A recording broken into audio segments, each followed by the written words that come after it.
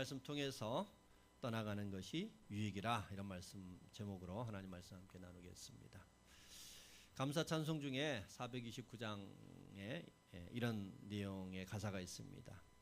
받은 복을 세어보라 보아라, 크신 복을 내가 알리라. 다시 한번 읽어드립니다. 받은 복을 세어보아라, 크신 복을 내가 알리라. 여러분, 우리는 이렇게 저렇게 하나님의 복 가운데 살아갑니다. 은혜 가운데 살아갑니다. 그런데 세어보라고 얘기했습니다. 세어보아야 안다는 겁니다.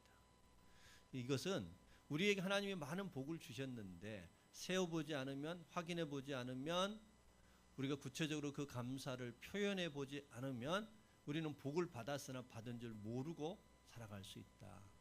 그러니까 감사하는 자만이 진짜 감사 속에 거할 수 있는 것이고요, 감사하는 자만이 하나님이 내게 주셨음을 감사하기 때문에 그 하나님 앞에 영광을 돌릴 뿐만 아니라 그 하나님이 앞으로도 내게 그와 같은 은혜를 주실 것을 기대할 수 있지 않을까 싶습니다. 다시요. 하나님 우리에게 많은 복을 주셨지만 세어보지 않으면, 감사하지 않으면, 확인해 보지 않으며 받은 줄도 모르더라.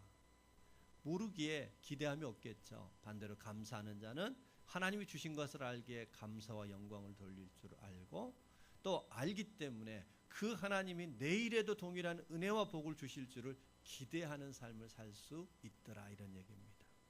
여러분, 그러기에 감사하는 사람이 항상 새로운 변화의 시작점이 되는 것 같습니다. 예를 들면 우리가 매일 밥을 먹죠. 그런데 밥을 맞이하고 감사하는 자는 이 밥이 저절로 주어진 게 아니라 하나님으로부터 주어짐을 알고 하나님이 주셨음에 대하여 감사하는 거 아니겠어요? 하나님이 주셨다는 것을 아는 사람에게 허락되는 또 다른 마음이 있다면 그것은 나는 받았으나 받지 못한 자가 있다는 것을 돌아볼 수 있는 지혜가 생깁니다. 그러기에 그런 감사의 사람을 통해서 나눔의 일들, 굶주린 자를 돌보는 일들이 항상 시작되는 법이에요. 또한 우리가 받은 은혜, 구원 당연하게 여기는 사람은요, 받았으나 받은 귀함을 알지 못해요. 그런데 그 은혜의 귀함을 아는 사람, 감사하는 사람은 하나님께서 내게 이와 같은 큰 은혜를 주셨구나를 아는과 동시에 구원받지 못하는 자를 돌아보는 지혜가 생길 거고, 그 사람을 통해서 복음이 전해지는 역사가 있을 줄로 믿습니다. 이처럼 모든 변화와 새로운 시작은 감사하는 사람으로부터 시작되더라 하는 겁니다. 그래서 개인적으로 굉장히 좋아하는 감사의 글이 하나 있습니다. 읽어드릴까 합니다. 일용할 양식을 주심을 감사합니다. 동시에 굶주린 자들을 기억합니다. 건강을 주심을 감사합니다. 동시에 건강하지 못한 병든 자를 돌아봅니다. 친구 주심을 감사합니다. 동시에 버림받은 자를 기억합니다. 우리에게 자유가 있음을 감사합니다. 동시에 속박받는 자들을 돌아보게 하심을 감사합니다. 여러분, 이런 게 진짜 감사 아닐까요? 감사하는 사람만이 그것을 내게 허락해 주심에 대한 감사여 주신 분을 기억하며, 내게는 받아들여졌고 내게는 허락됐으나 허락되지 않은 자들을 돌아볼 줄 아는 그러한 깊이가 있더라 하는 것입니다. 그러기에 감사하는 사람만이 자족함이 있고요, 감사하는 사람만이 삶의 깊이를 볼 줄 아는 지혜가 있고요, 감사하는 사람이 새로운 변화의 시작점이 되어줄 수 있더라 하는 것입니다.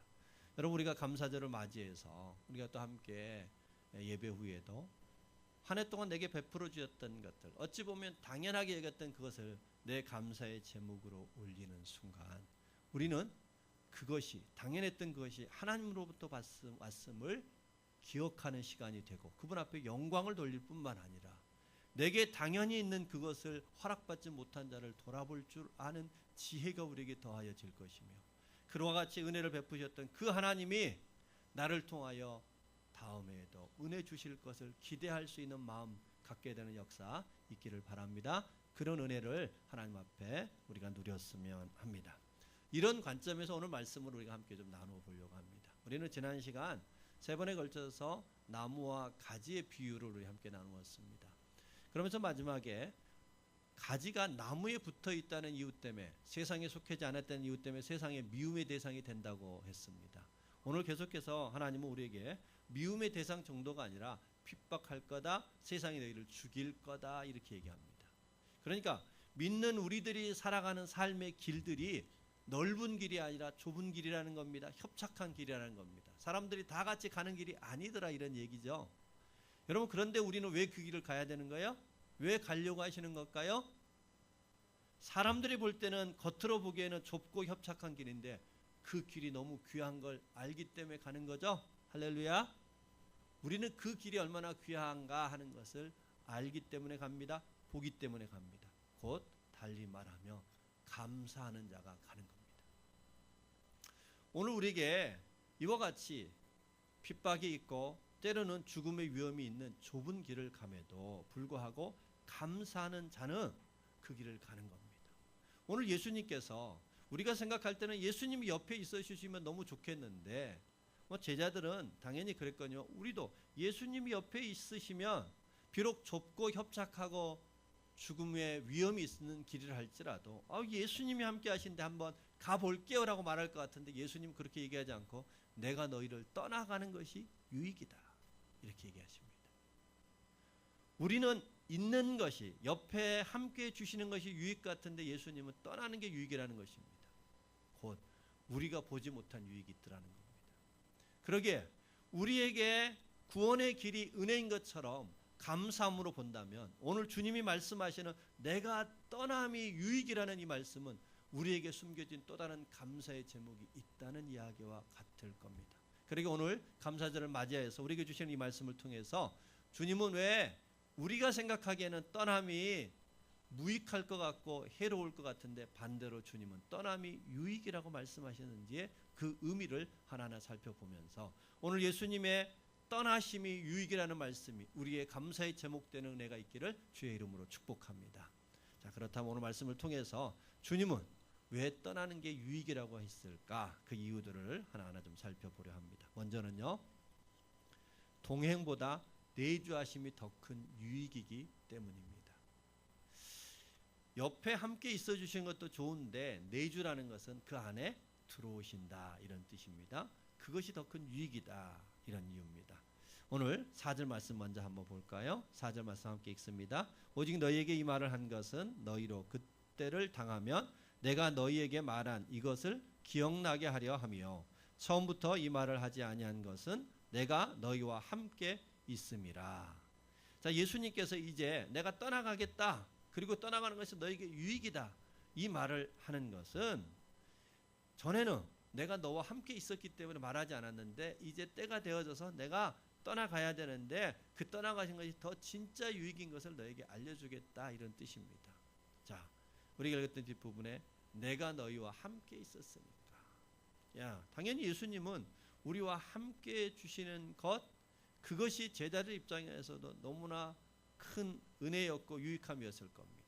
여러분, 예수님이 함께 하셨기에 풍랑이는 그 풍랑 가운데 예수님이 들어와 함께 주셨기 때문에 풍랑이 잠잠게 되는 은혜가 있었고 두려움이 승리의 기쁨 되는 역사가 있었죠. 함께 하시기 때문에 가능했던 일입니다. 변화산에서 내려왔을 때 제자들이 귀신을 쫓고 있었어요. 귀신을 쫓지 못했어요. 그렇던 제자들에게 예수님이 오셔서 함께 하시기에 귀신을 쫓는 영적 권세가 뭔지를 알게 해 주시죠. 병들어 죽게 됐던 나사로를 향하여 죽음 앞에 포기하고 단념하고 있었던 제자들과 그 가족들 속에 예수님이 함께 하셨기 때문에 무덤의 문을 열고 죽은 나사로를 살려 그들의 믿음을 견고케 해주는 은혜를 베풀어 주셨습니다. 여러분, 이처럼 두려움의 문제, 우리 인간이 해결할 수 없는 죽음의 문제와 그 삶의 모든 문제를 예수님이 함께 하시면 해결을 받았다는 거예요. 유익했던 거예요. 그런데 오늘 예수님은 전혀 다른 말을 얘기하십니다. 내가 떠나는 것이 유익하다. 그러면서 왜 떠남이 유익인지에 대해서 7절에 이렇게 설명하십니다. 같이 한번 읽겠습니다. 그러나 내가 실상을 말하노니 내가 떠나가는 것이 너에게 유익이라. 내가 떠나가지 아니하면 보혜사가 너희에게로 오시지 아니할 것이요 가면 내가 그를 너희에게 보내리라. 예수님이 떠남이 유익한 이유는 떠나가야만이 보혜사 성령님을 보내시겠다, 이런 뜻입니다. 그럼 앞서 말씀 나눈 것처럼 특별히 제자들 입장에서 예수님이 함께하는 것은 너무나 중요했던 겁니다. 왜냐하면 그들은 예수님 앞에 자기의 삶을 걸었잖아요. 자기 가족, 자기 직업 다 내려놓고 예수님 앞에 자기의 삶을 걸었다고요. 그런데 예수님이 아무것도 이루어지지 않고 훌쩍 떠나버리시며 3년 동안의 자기의 삶은 너무나 허망한 거 아닐까요? 가족들에게 큰 소리치며 내가 정말 의미 있는 삶을 살아보겠다라고 예수님을 따르며 가족들을 다 뒤로하고 왔는데 다시 가족들한테 돌아가서 뭐라 말하겠습니까? 또 종교 지도자들과 예수님 편에 서서 갈등을 일으켰잖아요. 갈등의 문제를 어떻게 수습하겠어요? 아니, 예수님이 떠나시면 답이 없는데 예수님이 떠나신다고 얘기하시고 떠나시면서 그게 더 유익이다. 그 이유는 내가 가야 성령이 너에게 오시기 때문이다. 그런데 이 의미를 예수님이 처음 얘기한 게 아니라 이미 앞에 제자들에게 그 진짜 의미를 얘기해 주셨습니다. 한 절만 더 찾아볼까요? 한 장 넘겨서 14장 17절 말씀 하나 보겠습니다. 14장 17절 말씀입니다. 한 목소리로 읽겠습니다. 그는 진리의 영이라 세상은 능히 저를 받지 못하나니 이는 저를 보지도 못하고 알지도 못함이라. 그러나 너희는 저를 아나니 저는 너희와 함께 거하시며 또 너희 속에 계시겠음이라. 아멘. 성령이 우리에게 오실 건데 그분은 진리의 영이다, 거룩한 영이다. 자, 여러분, 예수님은 죄인을 위하여 죄인에게 오셨습니다. 그런데 성령은 거룩한 영이시기에 죄인에게 오실 수가 없어요. 예수를 믿고 거룩해진 영혼 안에만 오실 수 있습니다. 할렐루야. 성령은 절대로 죄인들에게 가는 게 아니라 하나님을, 예수를 믿는 거룩한 사람들에게 옵니다. 근데 오시는데 어떻게 오시냐, 어디에 오시느냐? 17절 제일 후반부에 중요한 말씀이 있습니다.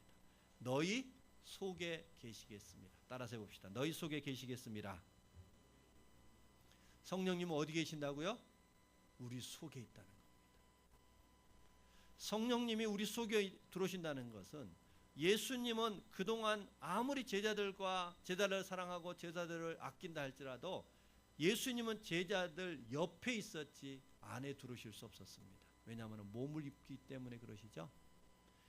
예수님이 베드로를 만나고 있는 동안에 저와 여러분을 만나실 수 없습니다. 예수님이 갈릴리에서 사역하시는 동안 이 대한민국에서, 우리나라에서 함께 하실 수 없습니다.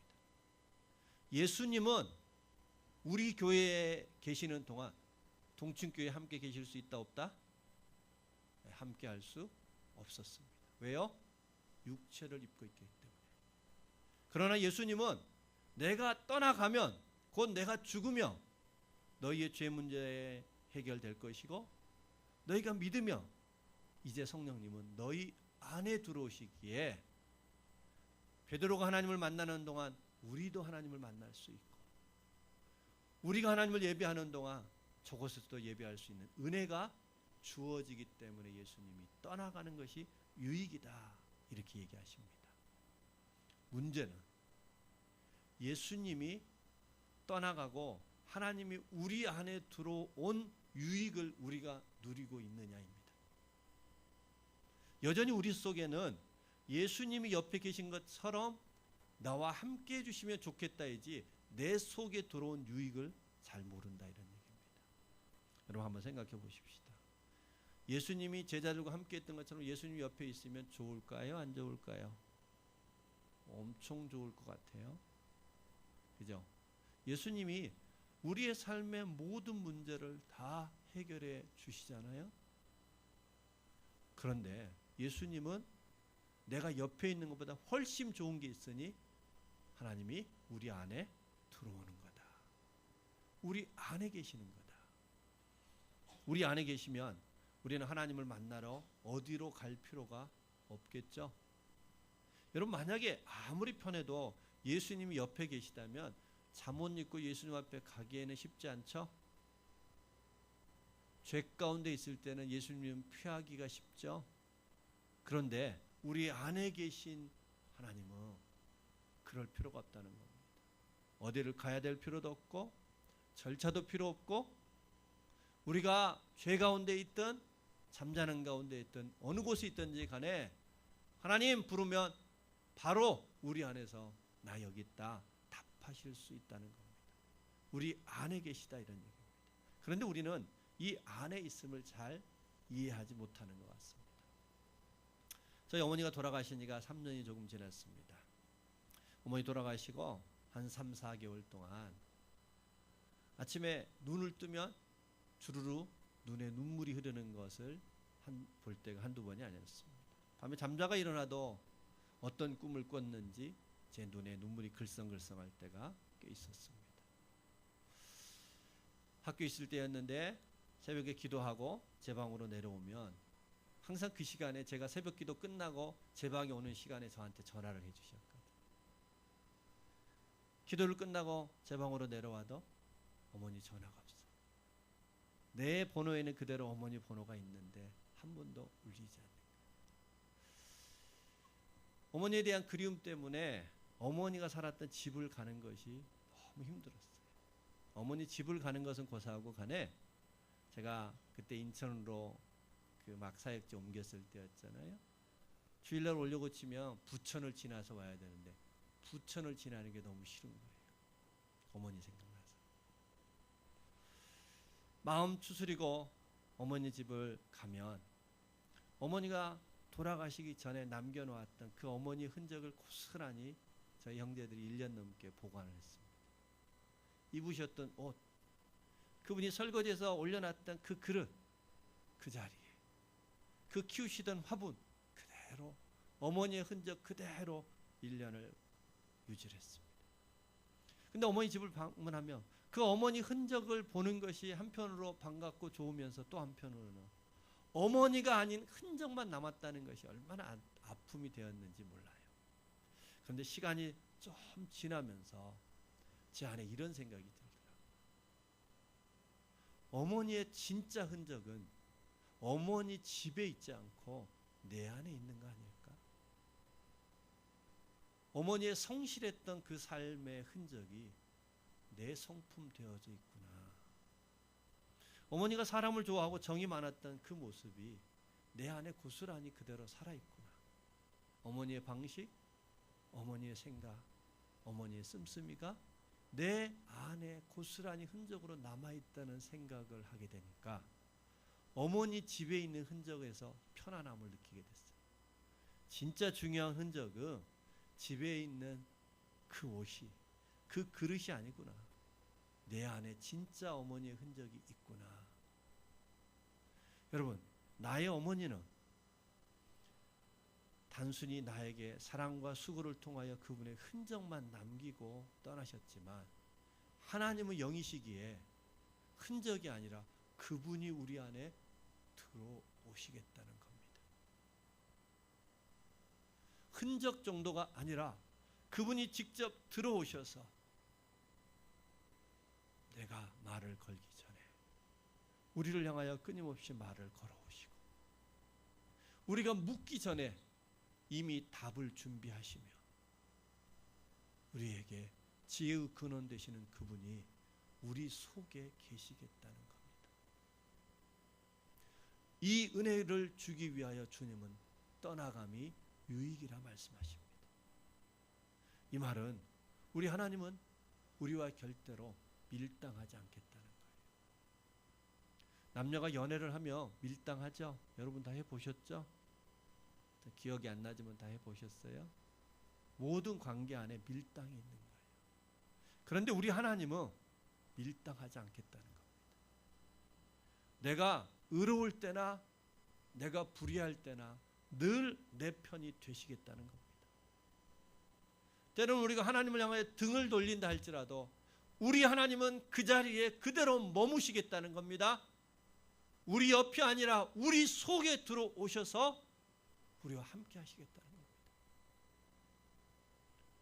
언제나 우리를 생각하시고 언제나 우리의 삶의 일부가 되어 주셔서 내가 너와 함께 이게 하나님의 내주하심이에요. 그것을 기대하시는 하나님, 그것을 소망했던 예수님은 제자들의 이별에 그 아픔을 뚫고라도 떠나는 게 유익이다 말씀하신 겁니다. 우리 예수님은 떠남이 유익이었습니다. 이제 우리는 그분의 떠남을 보는 것이 아니라 떠남을 통하여 우리 안에 계신 하나님을 바라보는 것, 그것이 진정한 감사 아닐까 싶습니다.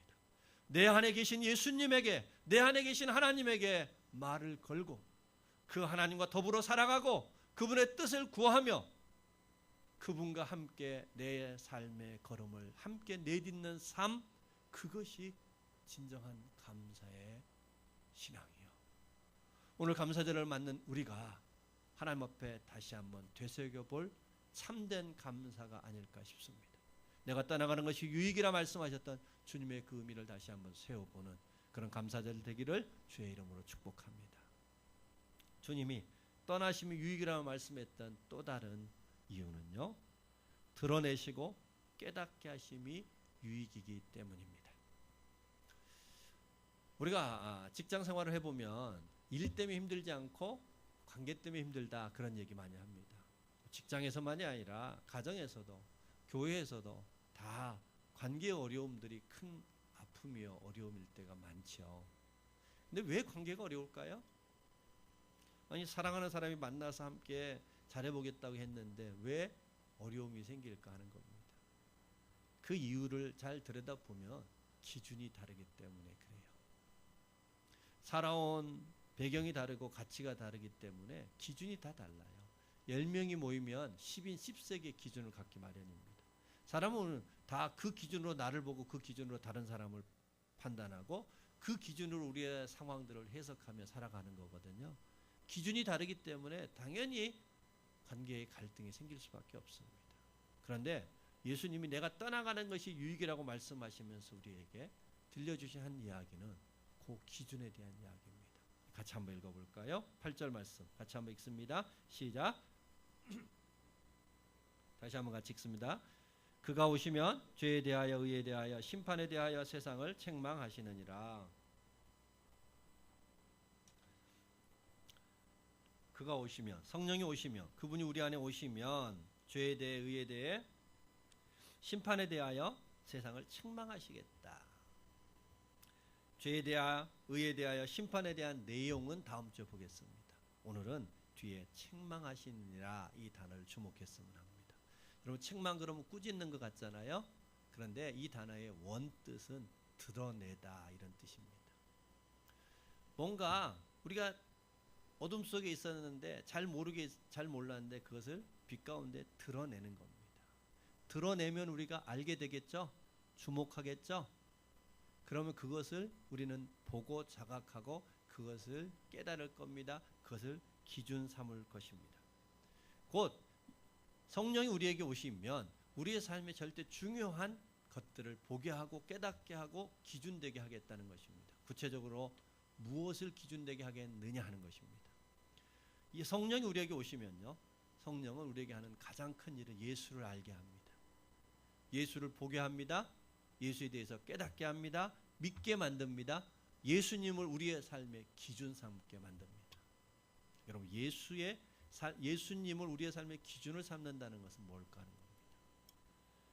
여러분, 우리가 크다 작다 하는 말은 논리적으로 맞지 않아요. 기준이 있어야 크다 작다죠. 여러분, 제 키가 클까요 작을까요? 말이 안 되죠. 기준이 있어야 돼요. 누구보다는 크다 작다라는 기준이 있어야 돼요. 예수님이 기준이 되는데 어떤 기준이 되었느냐? 예수님은 크게 보면 두 가지에 있어서 우리에게 기준이 되어 주십니다. 첫 번째는 예수님의 죽음이 우리에게 중요한 기준이 되십니다. 예수님은 죽으시고 부활 승천하심으로 하나님 나라의 보좌 우편에 올라가셨습니다. 예수님이 떠나는데, 제자들 곁을 떠나는데 어떻게 떠나느냐와 어디로 떠나느냐가 중요한 기준이 됐다, 이런 얘기입니다. 예수님이 떠나시는데 그냥 떠나는 게 아니라 십자가를 통하여서 우리의 대속의 죽음으로 떠나셨고, 그분은 그 떠남으로 인하여서 결국은 하늘 보좌 우편에 가시는 하늘로서의 가심이 있었습니다. 우리에게 있어서 많은 기준이 있지만 성령께서 우리에게 가장 중요하게 깨닫게 하시고 책망하시고 우리를 자각하게 만드는 두 가지 기준이 있다면 예수님이 왜 죽었는지와 왜 떠났는지와 어디로 떠났는지, 어떻게 떠났는지와 어디로 떠났는지에 대한 기준을 우리에게 알려주십니다. 곧 예수님의 죽음이 한 선이 된다는 거예요. 예수님의 죽음이 선이 돼서 누구는 그 선 안쪽에 있고 누구는 그 선 바깥에 있다는 겁니다. 예수님의 죽음을 기준으로 봤을 때 우리는 맞아요, 예수님 우리의 죄를 위하여 주님께서 대속 제물이 되어주셨습니다. 나는 그 사실을 믿습니다. 나는 그 기준 안에 들어가고 싶습니다 하는 사람에게는 그 기준이 구원의 기준이 되어주더라는 겁니다. 왜냐하면 하나님 나라에 가서 우리에게 다시 심판이 있는데 심판을 할 때 기준 또한 바로 예수님의 죽음이 우리의 심판의 기준이 되기 때문에 그렇습니다. 저와 여러분은 우리의 삶을 돌아보기를 원합니다. 사람들의 많은 기준을 제시하지만 아니요, 성령이 우리에게 오셔서 예수님이 떠남이 유익함의 기준은 예수님의 죽음을 기준으로 나를 보라는 겁니다. 또 한 가지는 예수님이 떠나서 어디로 가셨다고요? 저 부활 승천하여 하나님 우편에 가셨다는 겁니다. 우리의 시선을 땅에 두지 말고 하늘에 두고 살라는 것입니다. 여러분, 우리는 자꾸 뒤돌아볼 때가 많아요. 후회할 때가 많아요. 여러분, 한 해를 맞이할 때, 한 해를 마무리할 때 자꾸 뒤돌아보잖아요. 후회스럽잖아요. 그럴 때 하나님 우리에게 얘기하십니다. 아니야, 내가 너와 함께 다시 새해를 준비하고 있어. 새해를 바라보게 만드는 거예요. 내일을 소망하게 만드는 거예요. 더 나아가서 영원한 하나님 나라를 바라보게 만들어 가십니다. 하나님은 우리에게 소망의 이정표가 되어 주신다는 겁니다. 예수님이 우리의 삶의 기준 되는 두 가지, 구원의 기준이요 소망의 기준 되는 줄 믿으시기 바랍니다. 그러기에 예수님을 기준 삼는 삶은 그 예수님이 가셨던 하나님 나라를 소망하는 삶이 되는 겁니다. 제가 개인적으로 굉장히 좋아하는 한 말씀이 있습니다. 오늘 이 말씀을 이해하는데 많은 도움이 되지 않을까 싶어서 함께 나누면서 오늘 설교를 좀 마치려 하는데요. 시편 73편 구약 854페이지를 같이 한번 보겠습니다. 구약성경 시편 73편 구약 854페이지입니다.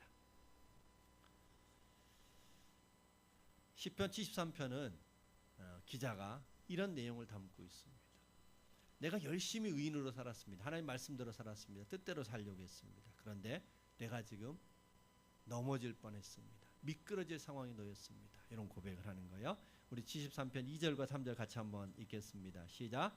나는 거의 넘어질 뻔하였고 나의 걸음이 미끄러질 뻔하였으니 이는 내가 악인의 형통함을 보았고 오만한 자를 질투하였음이로다.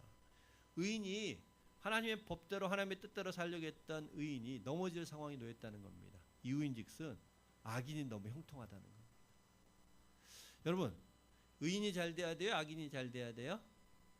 의인이 잘 돼야 되잖아요. 믿는 사람이 잘 돼야 돼요? 안 믿는 사람이 잘 돼야 돼요? 믿는 사람이 잘 돼야 되죠. 그래, 그게 정상인데 세상을 가만히 보니까 악인이 더 잘 살더라는 겁니다. 악인이 더 편안하게 살더라는 겁니다. 그 내용을 고백합니다. 우리 12절 13절 같이 한번 읽어봅니다. 12절 13절입니다. 같이 읽습니다. 볼지어다 이들은 악인들이라도 항상 평안하고 재물은 더욱 불어나도다. 내가 내 마음을 깨끗하게 하며 내 손을 씻어 무죄하다 한 것이 실로 헛되도다. 여러분, 예수 믿다 보면 이런 생각 들 때 있나요, 없나요? 네. 바르게 살라고 몸부림을 쳐본 사람만 알아요. 하나님 뜻대로 살려고 하는데 잘 안 되는 거예요. 더 막히는 거예요. 손해볼 때도 있습니다. 넘어질 뻔한 순간이 있을 수 있습니다. 그런데 옆에를 둘러봤더니 악인이 더 잘 되는 거예요. 그럴 때 갈등이 되죠? 네. 그럴 때 하나님 앞에 의인이처럼 간구하며 하나님이 역사하셔야겠잖아요. 응답하셔야 되잖아요. 저와 여러분 같으면 하나님 어떻게 해주셔야 속이 시원해요? 잘 나가던 악인을 한번 콱 밟아주시고 우리를 높여주셔야 좀 속이 시원하죠? 저만 그래요? 여러분도 그런 마음 있죠? 악인을 한번 밟아주셨으면 좋겠다. 근데 하나님 그렇게 안 하셨어요. 어떻게 하셨나 볼까요? 17절입니다. 같이 한번 읽겠습니다. 하나님의 송수에 들어갈 때야 그들의 종말을 내가 깨달았나이다. 의인이 지금 넘어질 뻔한 상황에 놓여 있어요. 악인의 형통을 보면서 갈등하고 있어요. 우리 같으면 악인을 한번 밟아주실 것 같은데 하나님이 그렇게 하지 않고요. 이 의인을 데리고 하늘로 올라가십니다. 하늘 심판대를 보여주십니다. 하늘 성소로 들어가게 하십니다. 거기에서 하나님이 끝을 보게 하십니다. 끝이 어떤가 볼까요? 16절, 18절, 19절입니다. 같이 읽습니다. 주께서 참으로 그들을 미끄러운 곳에 두시며 파멸에 던지시니 그들이 어찌하여 그리 갑자기 황폐되었는가. 놀랄 정도로 그들은 전멸하였나이다. 여러분, 악인의 형통을 부러워하지 마시길 바랍니다. 여러분, 우리가 그냥 가다가 미끄러지는 것, 넘어지는 것은 괜찮은데요, 추락하는 것은 견디기 어렵습니다. 악인들의 형통이 있는 것 같은데요, 결국 그들의 끝은 추락이더라, 주님이 얘기하시는 겁니다. 여러분, 우리 하나님께서는 반드시 정의를 구현할 줄 믿으시기 바랍니다. 우리가 심판에서 왜 세상이 불의한 것 같아 보이냐마는 유전무죄, 무전유죄 같은 똑같은 죄를 범하였다면 똑같은 심판이 이루어져야 정의인데, 돈이 있다고 다른 심판이 이루어지며 정의가 무너진 거 아니겠어요? 힘이 있다고 다른 심판이 주어지며 정의가 깨어진 거 아니겠어요? 하나님은 절대로 그렇게 하지 않으시겠다는 것입니다. 하나님의 심판에는 반드시 정의가 살아있다는 것입니다. 때가 다만 이쪽에서 형통해 보이는 것 같을지라도 마지막 때에 하나님은 반드시 그를 나락으로 떨어뜨리게 되시는 하나님의 정의가 있더라 하는 것입니다. 동시에 우리는 의인의 끝은 무언가 하는 것도 보여주십니다. 23절 24절 말씀 같이 읽습니다. 내가 항상 주와 함께하니 주께서 내 오른손을 붙드셨나이다. 주의 교훈으로 나를 인도하시고 후에는 영광으로 나를 영접하시리니. 아멘. 주님이 의인의 끝도 보여주셨습니다. 의인의 끝은 주님의 품이라는 겁니다. 의인의 끝은 하나님이 반드시 안아주시고 그분이 우리를 붙드시는 것이 끝이라는 겁니다. 여러분, 이 땅에 우리가 살아갈 때 의인으로 살아가고 믿음으로 살아가는 일, 하나님의 나무에 붙어있는 가지기에 세상이 미워할 수 있습니다. 핍박할 수 있습니다. 믿음의 길이 좁은 길일 수 있습니다. 그런데요, 우리 하나님, 우리 예수님이 떠나셔서 우리를 유익하게 하셨던 그 유익의 결론은 우리를 하늘을 바라보게 만듭니다. 하늘을 소망할 수 있는 이정표가 되어주시기 위하여 떠나시겠다는 것입니다. 너희의 삶이 이곳이 끝이 아니라 너희의 결과는 저 하늘에 맺혀질 것이니 기대하라는 것입니다. 소망하라는 것입니다. 우리를 떠나셨던 주님을 바라보시며 저 천국을 바라보는 소망의 이정표 삼으라는 겁니다. 우리는 추수감사절을 맞습니다. 흔히 이 감사절은 내가 1년 동안 하나님 앞에서 어떤 추수를 얻었는지를 돌아보기 쉽습니다. 예, 여러분에게 주시는 추수가 있다면 감사하시기 바랍니다. 여러 모양으로 그 감사를 표하시기 바랍니다. 여러분에게 건강을 주신 것 감사하시기 바랍니다. 여러분, 우리 하장로님 여러 가지 위급한 상황에서 간절히 우리 기도할 때 그 살아있음이 얼마나 귀하는가 여러분 느끼지 않았나요? 우리에게 건강 주심에 감사하십시다.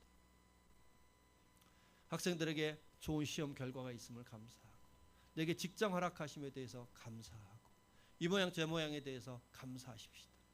그런데 오늘 이 말씀을 통해서 우리에게 하나님께서 깨우시는 감사가 있다면 그 무엇 때문에의 감사가 아니라 예수님 때문에 감사할 수 있겠냐 하는 겁니다.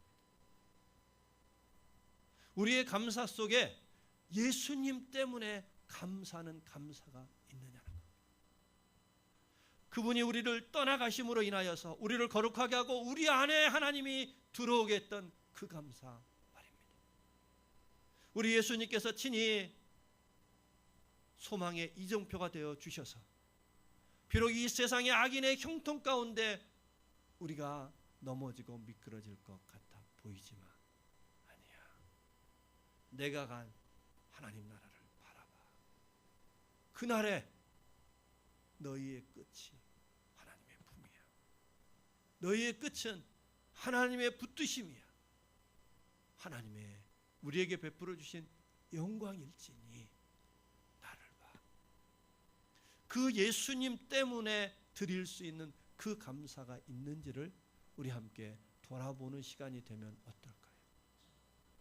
우리 하나님 아버지 앞에 단 한마디의 기도를 드리지만, 하나님 이것 때문에 저것 때문에도 있지만 하나님 예수님 때문에 감사합니다. 예수님이 나의 주인 되어 주심이 감사합니다. 예수 믿게 해주시니 감사하고, 그 안에 거하게 하심이 감사하고, 내 안에 들어와 계심을 감사합니다. 하나님, 비록 이 땅의 삶에 넘어지고 미끄러질 것 같은 상황일지라도 그 예수님 때문에 나의 소망을 하늘에 두게 하시니 감사합니다.